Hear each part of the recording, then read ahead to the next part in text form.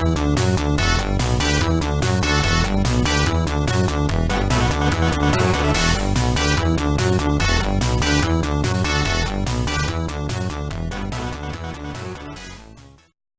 aí pessoal, tranquilos, tranquilas, Aguiar Tem Que Falar na área. E aí galera, esse vídeo de hoje é um vídeo de tag, tá certo pessoal? Tag de indicando formatinhos, até que eu achei muito interessante, muito legal. E também um pouco difícil, galera, porque tem muito formatinho legal aí que você pode indicar, que você pode sugerir pro pessoal ler. Só que aí galera, eu resolvi, né, logicamente, limitar a minha escolha a apenas 2 formatinhos, tá? Não é que não tinha vários outros aí para indicar, mas eu quis limitar a 2 e ser justo com as editoras. Então eu vou indicar um da DC Comics e outro da Marvel Comics aí, para agradar os DCnautas, os Marvetes e aqueles como eu que leem ambas as editoras, tá? Então galera, é o seguinte, qual foi o meu critério para escolher esses formatinhos aí? Meu critério foi simples, galera. Eu simplesmente peguei esses formatinhos, reli e eu tive a mesma sensação e impressão que tive quando os li há muito tempo atrás. Ou seja, eu me diverti da mesma forma, eu tive o mesmo entretenimento, né? Então foi uma leitura gostosa, prazerosa, que, ou seja, esses formatinhos aí, eles envelheceram bem, né? Então eles não perderam a qualidade, você continua curtindo a história, mesmo com o passar do tempo aí, e sobrevive a releituras, tá? Então eu vou começar, galera, resenhando aqui, né, a primeira indicação, que é o quadrinho da DC Comics, aqui no caso, que é a edição Super Powers número 35, Liga da Justiça Força Tarefa, galera, que tem uma capa completa aqui, ó. Você abre aqui a contracapa e forma uma capa completinha. E eu acho isso bem legal quando fazem essas capas assim, completas, tá? Então, galera, do que se trata essa edição aqui, pessoal? Essa edição aqui é muito legal. Como já diz aqui o nome, é Força Tarefa, e aqui embaixo tem um subtítulo aqui, especializado em missões impossíveis, né? Como é que pode ser um negócio especializado em missões impossíveis, né? Cada missão ser impossível, mas tudo bem. Não tem um Tom Cruise aqui não, tá? Mas vamos lá, galera, como é que é essa história aqui? Essa história aqui é muito legal, galera. Como já diz aqui o título, Força Tarefa, aqui a ONU, ela despacha, né, um pedido para que as Nações Unidas aí, né, os Estados Unidos principalmente, destaque, né, super seres e membros da Liga da Justiça para formarem uma equipe específica, especializada, né, e uma força-tarefa para missões que sejam assim um pouco mais discretas, que envolvam investigação, invasão, furtividade, né? Então é bem interessante esse tipo de função aqui que tem nessa história, porque nessa história aqui, pessoal, já começa você vê que tem um Ajax bem grande aqui, né? E aí o Ajax é bem importante nessa história aqui, galera. Já começa a revista com o Ajax aqui invadindo, tá? O Ajax está aqui invadindo, né, um local, onde nesse local aqui o Ajax comenta, né, que em Quebec, no Canadá, ele está frustrando os planos, né, de um grupo terrorista e separatista de franceses que queriam, né, enfim, eles queriam Quebec independente do Canadá, né? Eles queriam apenas franceses ali naquela área e queriam meio que tirar, né, o Quebec do Canadá e virar uma área, sei lá, francesa, não sei, tá? E já começa o Ajax aí frustrando o plano desses caras, né? Quebrando todo mundo aí, frustrando a galera, jogando uma empilhadeira, né? Isso, jogando uma empilhadeira aí em cima de um jipe e tal, né? E tem outra cena bem legal, galera, que esse cara aqui é o líder dos separatistas. Ele tava com 2 reféns aqui, né? Tava com a arma aqui, com 2 reféns. E aí o Ajax, ele vê que o cara tá lá, né? E aí o Ajax finge que vai embora, né? O Ajax, cadê a cena? Ele finge que vai embora, né? Finge que não viu nada. Aí o cara pensando que tava solto, né? Que tava livre, o Ajax volta aqui, ó, e pega o cara por trás da parede. Essa cena aqui, achei que foi bem, né, tirada do Robocop, né? Que o Ajax puxa o cara pelo muro, cara. Ele derruba a parede aqui e puxa o cara armado e tudo, ó. O cara sai atirando pra cima e desmaia no processo aí, tá? Galera, essa história aqui é bem interessante, ela foi escrita por David Michelinie, tá? E os desenhos foram de Salve Luto, arte final de Jeff Albrecht.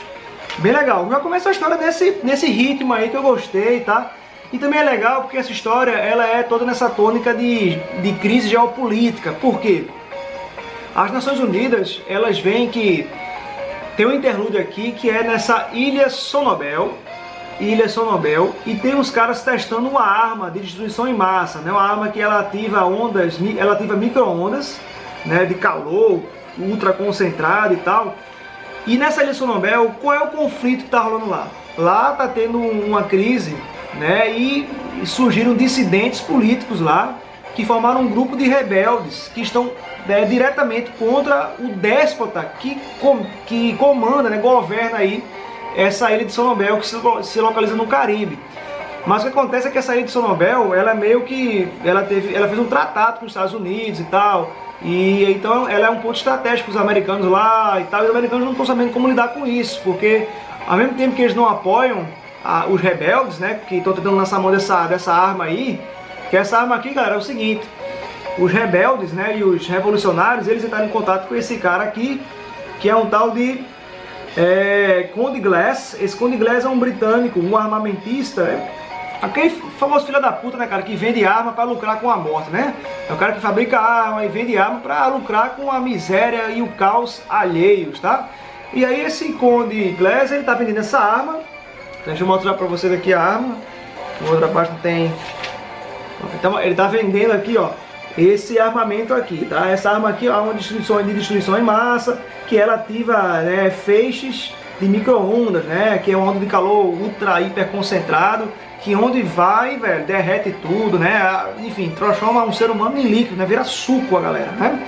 E aí o plano dos revolucionários, que são dois irmãos que comandam, né, são dois irmãos que comandam aí essa revolução, esse grupo rebelde, né, esses dois aqui, ó. Esses dois aqui são os dois irmãos que estão comandando a guerrilha contra esse déspota lá da ilha Sonobel, que é um tal de Henrique Ramos, que governa tudo com mão de ferro e pune, né, severamente os dissidentes.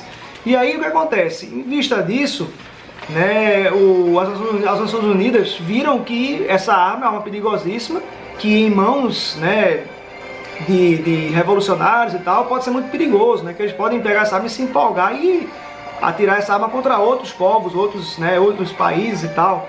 Então foi delegado a um tal de Hannibal Martin, que é esse gordinho aqui, ó. Esse gordinho, tá, é um político aí, tá, né, um ministro, sei lá, que ele estava sonhando em conseguir um cargo na embaixada francesa, apenas porque na França se come muito bem, né, é o país da gastronomia, né, e ele estava com objetivos de trabalhar na embaixada francesa para estar visitando a cozinha francesa, né? Só que aí, cara, pro azar dele, as Nações Unidas e tal, né, convocaram ele para uma reunião de emergência, e lá foi explicado que essa ilha de Sonobel está passando por um conflito muito complicado, geopolítico e tal, né? Uma guerrilha muito tensa, e apesar do déspota Henrique Ramos ser um cara que deve ser realmente deposto pela maldade, pela crueldade dele, eles não podem apoiar os revolucionários por estarem pegando essa arma aí, que é perigosíssima, né? Que não pode estar em mão de ninguém, é uma arma que tem que ser confiscada e tal. Mas para isso, eles não podem mandar a Liga da Justiça comum, porque chamaria muita atenção e provavelmente os membros da Liga da Justiça não iam concordar em defender um déspota como Henrique Ramos. Então é uma situação delicada politicamente falando. E aí eles delegam a esse Hannibal Martin gordinho encabeçar o projeto de montar a força-tarefa, né? Daí vem a importância do Ajax, que o Hannibal, né, esse gordinho aí, o Hannibal Martin, né, ele já convoca quem? O Ajax, para ser o cara que vai ajudar ele a convocar, né, a dedo aí os membros dessa força-tarefa, os integrantes. E aí, galera, passando isso aí, nós vemos que tem uma aventura já aqui da Liga da Justiça, né? Uma missão da Liga da Justiça aqui. Você, ó, esse colotinho aqui, ó, tem direito a você ver o que? O Aquaman. Cadê ele? O Aquaman, galera, nadando no esgoto. Meu Deus do céu, o cara nadando na merda aí, ó, né? Olha que bacana. Aquaman nadando no meio da merda, do mijo, né? Um cara nadando no esgoto, cara. Eles estão enfrentando um ratão aqui, ó. Cadê? Eu tenho aqui um ratão. Você pode ver aqui, tá o Flash, o Lanterna Verde, Hal Jordan, né? A Doutora Luz, a cara, Supergirl no caso, com outro uniforme, o Aquaman, né? E a Raposa. Estou enfrentando esse ratão aí, cara. E o Aquaman, velho, enfrentando o ratão lá no meio do esgoto, cara, naquela água podre lá. O Aquaman deve estar fedendo muito aqui, viu, bicho? Deve estar cheirando bem esse Aquaman. Talvez um banho desinfetante aí pode dar jeito nisso, né? E aí, cara, esse formatinho é muito bom, galera. Ele é muito frenético a ação. Tem essa parada de intriga, porque esse Conde Glass, esse cara aí, esse armamentista, logicamente tá vendendo a arma para lucrar em cima, não tá nem aí pra revolução, ele não tá nem aí se o Henrique Ramos é um déspota que merece ser derrubado, ele só quer ganhar dinheiro e fazer, né, o mundo pegar fogo aí, tá? E aqui, galera, o Hannibal Martin, ele manda uma transmissão aí, né, um sinal transmitindo aí a necessidade de convocar uma força-tarefa. Então ele já manda essa transmissão aqui na televisão para o castelo da Liga da Justiça Europa, né? que tá lá essa Liga da Justiça aqui, tá o Flash, o Aquaman, e aí o Randall Amato já fala que o Ajax já mandou convocar de imediato aí o Flash e o Aquaman, que a princípio, né, discordam da convocação, mas depois já aceitam, né? O Hal Jordan lembra eles o papel de um herói nesse caso, né, cara? E aí isso, galera, vai nesse tocante aí, vai ser convocado 1 a 1. Aqui é a Cigana, que também foi convocada pelo Ajax diretamente. O Ajax, né, foi lá disfarçado, né, cara? Ele tinha se transmutado em outra pessoa e ele convoca a Cigana aí no meio da rua, porque a Cigana tava meio mal de grana, tava meio ruim e tal. E aí o Ajax lança esse argumento, que lá ela pode ganhar dinheiro trabalhando nessa força-tarefa, e o Ajax convoca aí a Cigana também. Então eis que na reunião aqui, ó, tá lá o Ajax, o Aquaman, a Cigana, e o Ajax, amanhã a Cigana, né, e o Flash. Estão lá conversando com o Randall Martin. Só que aí o Randall Martin comenta que seria muito bom contar com a experiência do Batman, né, e as qualidades do Batman, como investigador, né, como detetive, e outra, como infiltrador, né, cara, o cara que trabalha na furtividade, né, velho, tem acesso a muita coisa, né. Só que aí o que aparece aqui depois, ó, em vez do Batman aparece o Asa Noturna se oferecendo para trabalhar na equipe, na força-tarefa, né? Ele disse que descobriu que ele soube dessa convocação para essa força-tarefa através do Alfred, né? Porque provavelmente o Randall Martin deve ter, né, sei lá, entrado em contato de alguma forma, e o Alfred deve ter, sei lá, captado a mensagem, passou e o Asa Noturna foi lá se oferecer. Só que, galera, a princípio o Ajax, o Flash, o Aquaman e a própria Cigana não queriam o Asa Noturna na equipe, né? Eles deram uma certa resistência aí. Não entendi muito bem o motivo da resistência dele, mas tudo bem, né? Foi uma resistência de uma página, porque na próxima página já é mostrado que eles estavam de boa e estavam se interagindo muito bem. E aqui, né, tá lá o grupo já conversando numa boa aí, tá certo? Bem legal era essa história. O Aquaman, por que pareça, foi até meio irônico isso, o David Michelin quis jogar essa ironia, porque o Aquaman, ele foi o cara mais rejeitado, tem mais dificuldade para entrar na equipe, mas o Randall Martin contrata ele mesmo assim, né, cara? Não quer saber, né? Contrata o Asa Noturna.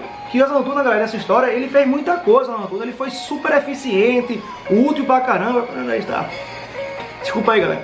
Foi super eficiente, útil pra caramba, fez bastante coisa, salvou até o Ajax numa situação lá que aconteceu, tá? Então é uma história muito boa, galera, tá? Indico pra vocês aí, ó, muita ação, envolvendo um tema sério, né, de crise geopolítica, né, galera? Tramas dentro de tramas, intrigas, muito bom.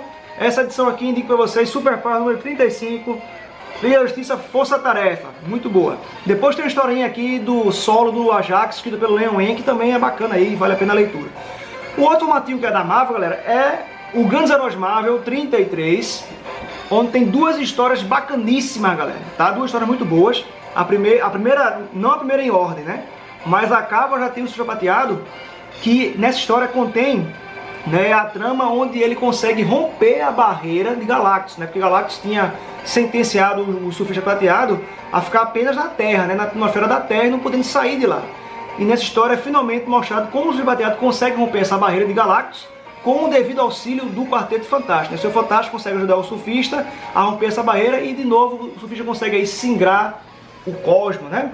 Mas, galera, também tem uma história antes dessa do Surfista, que é muito boa também, vale a pena a leitura, que é uma história do Quarteto Fantástico, onde temos o Coisa aí, galera, deixando o Quarteto Fantástico, né, meio que de vez aí. O Coisa realmente resolveu se exilar e não deixar apenas o quarteto, como também sair da sociedade civil, né? Ele quer sair do meio da sociedade comum. O Coisa tá aqui, você vai ver que ele tá aqui, ó, cabisbaixo, meio soturno aí, né, com aquele casacão dele e tal. Então é uma história muito legal, galera, onde mostra um conflito muito grande interno do Coisa, né? Ele realmente se considera um monstro, ele realmente vê que não consegue se encaixar normalmente na sociedade, que sempre julga pela aparência todo mundo, né? Aquela negócio toda. Tem essa cena aqui onde o Coisa ele vai ao local onde teve um acidente com o foguete, né, velho? Então ele vai lá reviver a origem do Quarteto Fantástico, né? Tá lá o Coisa, ó, olhando para a cratera, e aí tem um flashback da origem do quarteto aqui, porque na história é dito que nesse dia foi o dia que fez 10 anos da origem do Quarteto Fantástico. Então Coisa foi meio que lá homenagear a ele, né, e ao grupo, né, que foi nesse dia que aconteceu a origem do Quarteto Fantástico, o acidente. Então tem aí já um flashback com a origem do Quarteto Fantástico, Coisa aí todo mundo se transformando, e é bem legal essa história, galera. O que acontece depois disso? O Coisa, ele resolve se exilar de todo mundo, né? E ele decidiu ir morar, residir no caso, na Ilha Monstro, cara. Essa ilha monstro que fica no meio do nada ali, né? Não sei se passando pelo Triângulo das Bermudas. E o Coisa vai, galera, viver com topeira, né? O que é que ele pensa? Cara, eu sou um monstro, eu vou viver onde vivem monstros. Lá eu vou ser considerado comum, normal, né? Como não é o caso da sociedade onde eu vivo antigamente. E aí ele foi lá porque se cansou do quarteto, até porque nessa fase estava bem duro pro Coisa, porque a Alicia Master estava namorando o Tocha Humana, né? A Alicia, que era a antiga namorada do Coisa, né? Resolveu trocar ele pelo Johnny, né? E o Johnny sobe o Tocha Humana, era um grande amigo dele e tal. É muito bacana essa história, galera. E o quarteto, né? O Seu Fantástico, a Mulher Invisível, né? E o Tocha Humana, eles resolvem ir atrás do Coisa para tentar resolver essa questão, tentar trazer ele de volta, né? E é bem legal, galera, essa história, tá? Tem todo esse quociente emocional aí envolvido, né? Da família fantástica, né? O Tocha Humana entrando em chamas aí.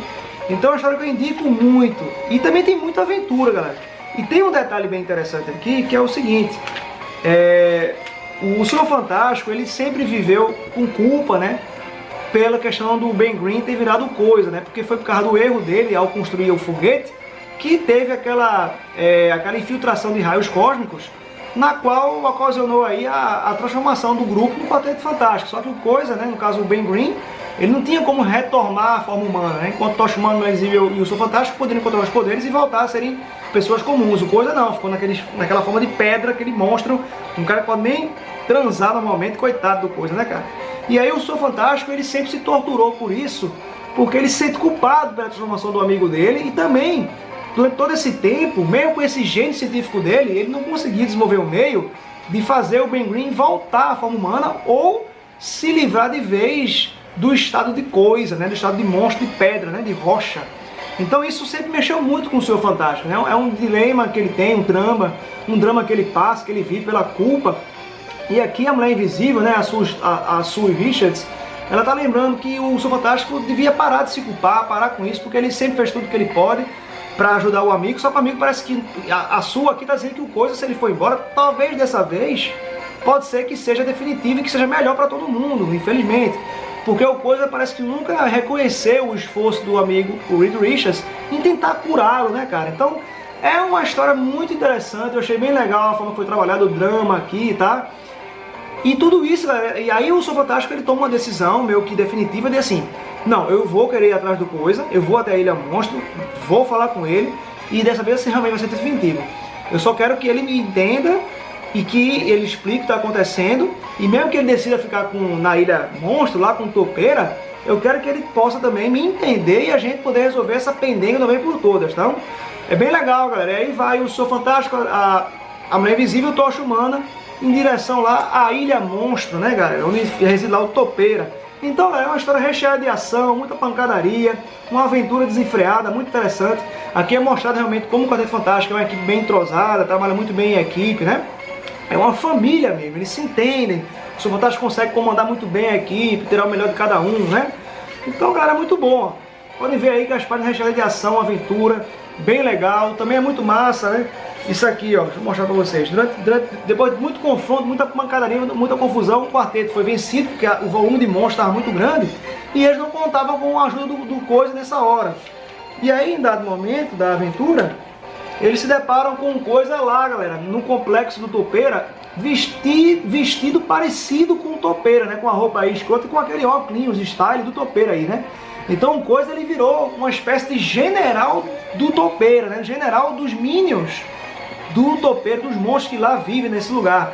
E é legal que é mostrado porque o Coisa tomou essa decisão, e o Senhor Fantástico está tentando mostrar para ele o que está acontecendo e tal. Os dois tentam se entender ali, mas tem muito impasse, né? Eles envolve orgulho do Coisa, né? Envolve orgulho também do Senhor Fantástico e tal. E aí, com o tempo, né, o Coisa resolve mostrar pro antigo quarteto, pros antigos parceiros dele, né?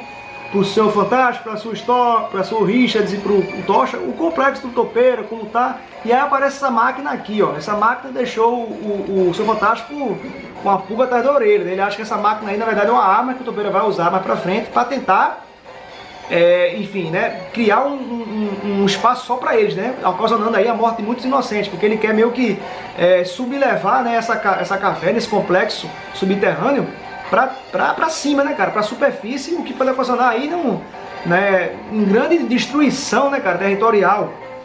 E aí, isso, o Senhor Fantástico joga essa, né, essa dúvida aí pro Coisa, e aí toda a parte agora é esse impasse, né, cara, esse diálogo entre o Senhor Fantástico e o Coisa, para eles tentar entender, né, a situação. Coisa reluta em acreditar no Senhor Fantástico, só que o Coisa vê que o Senhor Fantástico geralmente tem razão nesse caso. Quando o Senhor Fantástico começa a desconfiar de alguma coisa, suspeita, geralmente o Senhor Fantástico está certo nesse sentido aí. Mas ao mesmo tempo o Coisa está muito magoado e também está considerando o Topeira um brother dele agora. Então é muito interessante, galera, você vendo Coisa caindo a ficha dele em relação a algumas coisas. Tem outras coisas na história que é mostrada, que é bem interessante aqui, que foi colocado aqui, que eu não vou contar para dar spoiler. Acontece algo com Tocha Humana que é bem trágico aí e tal, aí o Coisa também, isso pesa na mudança de perspectiva do Coisa, né? Isso muda a perspectiva do Coisa sobre o Topeira e sobre a condição dele como general do Topeira, né? É bem legal, galera. E depois aí é bem interessante você ver toda essa aventura, o Quarteto Fantástico aí em grande estilo, né? Muito bom, indico. E a próxima história é a do Surfista Prateado, ele rompe a barreira de Galactus, né? Ajudado pelo Senhor Fantástico, que também vale demais a leitura, né?